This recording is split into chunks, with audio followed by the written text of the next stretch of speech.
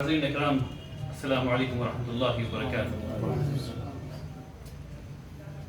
میں شکر گزار ہوں سب سے پہلے اللہ سبحانہ و تعالیٰ کا، جس نے عمارت کی فکر مسلمانوں کے دلوں میں دی اور پھر اس ادارے کو قائم فرمایا تاکہ ہم لوگ اسلامی قوانین کے تحت اپنی زندگی گزار سکیں۔ سبحان اللہ و بحمدہ، سبحان اللہ العظیم۔ پھر میں شکر گزار ہوں آپ تمام حضرات کا جنہوں نے آج اتنے کم وقت پر کی دعوت پر یہاں تشریف لائے اور میرے حوصلے کو بڑھایا۔ بارک اللہ فیکم جمیعا۔ ابھی استقبالیہ کا کوئی پروگرام یہاں نہیں ہونا تھا، اللہ خیر، بارک اللہ فیکم جمیعا۔ ابھی آپ لوگوں کے سامنے چند باتیں آئیں، وابستگی کی بات آئی، جھارکھنڈ کی بات آئی، رانچی کی بات آئی، منصب کی بات آئی، یہ ساری باتیں آئی ہیں اور توقعات۔ پیرامیڈیکل کالج بنایا گیا، نرسنگ کالج بنانے کی تیاری چل رہی ہے، اسکول قائم ہو رہے ہیں، مدارس قائم ہو رہے ہیں، مکتب قائم ہو رہے ہیں، یہ تمام کام ہو رہے ہیں کر کے اللہ کی رضا کو حاصل کرنے کی ہے۔ اس میں تمام ملی تنظیمیں، قومی تنظیمیں شامل ہیں، کوئی بھی عمارت سے الگ نہیں۔ میں نے پٹنہ میں بھی یہ بات کہی کہ جس شخص نے کہا لا الہ الا اللہ محمد الرسول اللہ، عمارت اس کی ہے، اور عمارت کے تحت جو بھی عمارت سے مدد مانگے گا عمارت اس کی بھی ہے، دونوں ہی ہے۔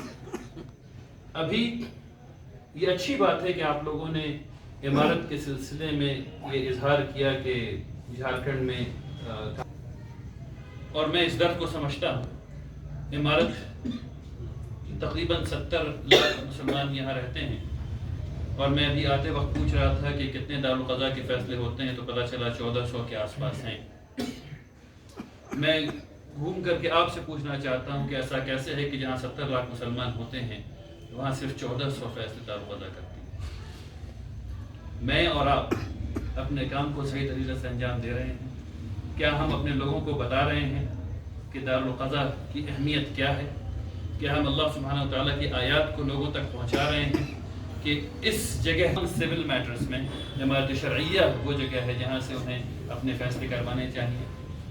اگر ہم نہیں بتا رہے ہیں تو اپنی ذمہ داری پوری نہیں کر رہے ہیں۔ جب ہم اپنی ذمہ داری پوری نہیں کریں گے تو عمارت شرعیہ ایک ایسے ادارے میں تبدیل ہو جائے گا، یہ پہلی بات، عمارت شرعیہ فکر سے ادارے میں تبدیل ہو جائے گا، اور ادارے سے بے وقت ادارے میں تبدیل ہو جائے گا، بے مفید ادارے میں تبدیل ہو جائے گا۔ اس کو مفید بنانے کے لیے ہمیں جمعہ کے ممبر سے لوگوں کو بتانا ہوگا کہ عمارت کی فکر کیا ہے، تاکہ لوگ عمارت سے، لوگوں کے دلوں میں یہ بات ہے کہ عمارت کو نگلیکٹ کیا گیا ہے، غالباً کچھ لوگوں کے دلوں میں یہ بات ہے۔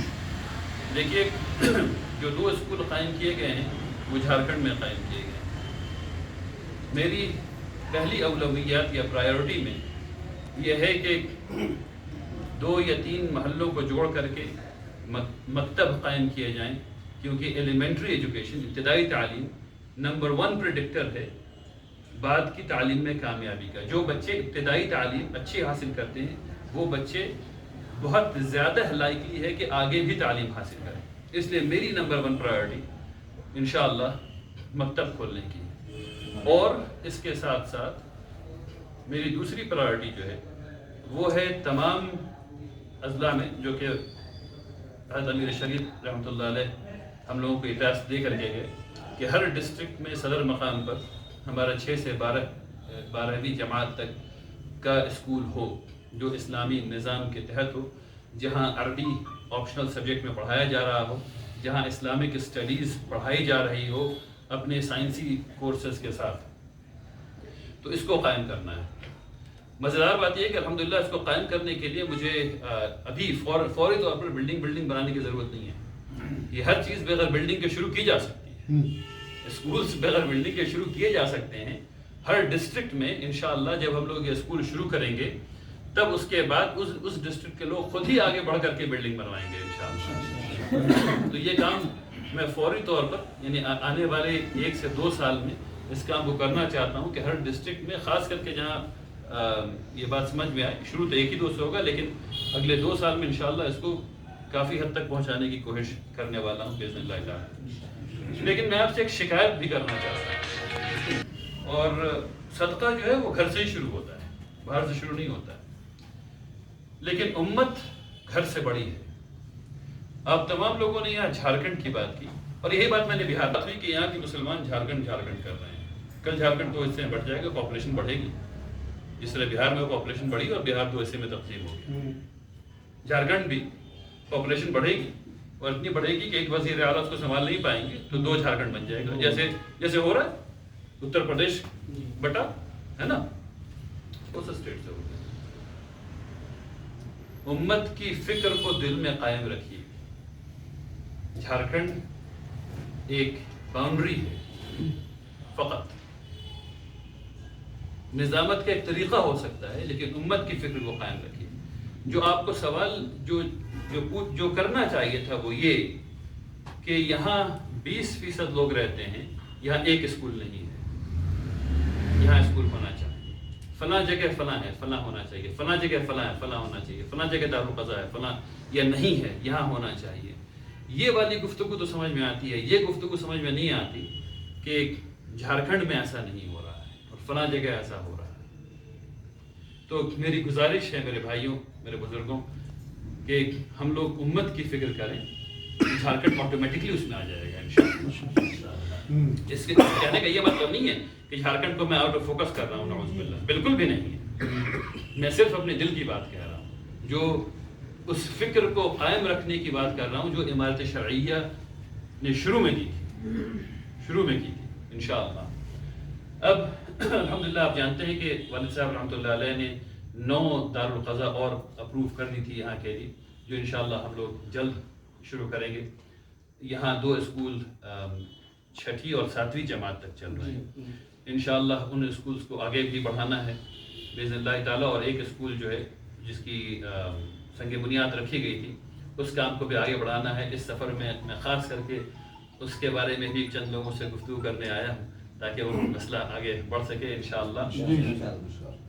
آپ لوگوں کا بہت ڈھیر سارا ساتھ چاہیے، اور آپ لوگوں کا ساتھ بہت اخلاص کے ساتھ چاہیے تاکہ ہم لوگ اس چیز کو آگے بڑھا سکیں۔ میں یہ جانتا ہوں کہ میں آپ لوگوں کے بیچ نیا ہوں، لیکن عربی کی ایک تعبیر ہے جو رسول اللہ صلی اللہ علیہ وسلم استعمال کیا کرتے تھے، میں اس کو آپ کے سامنے اردو ہی میں پیش کر دیتا ہوں۔ رسول اللہ صلی اللہ علیہ وسلم کہا کرتے تھے کہ میں تم سے ہوں اور تم مجھ سے ہو۔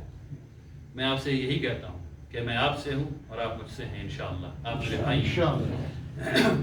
ہم لوگ انشاءاللہ مل کر کے عمارت کی فکر کو بھی مضبوط کریں گے، اور اس کے ساتھ ساتھ انشاءاللہ اسکول بھی بنائیں گے۔ جیسا کہ آپ میں سے کسی نے کہا کہ ITI قائم کرنا چاہیے، اور یہ قائم کرنا چاہیے، اور یہ قائم کرنا چاہیے، انشاءاللہ وہ تمام چیزیں قائم ہوں گی۔ تھوڑا سا وقت لگے گا کیونکہ ابھی میں چیزوں کو پہلے سمجھنے میں لگا ہوا ہوں، اس کے بعد انشاءاللہ اس پہ عمل بھی آئے گا۔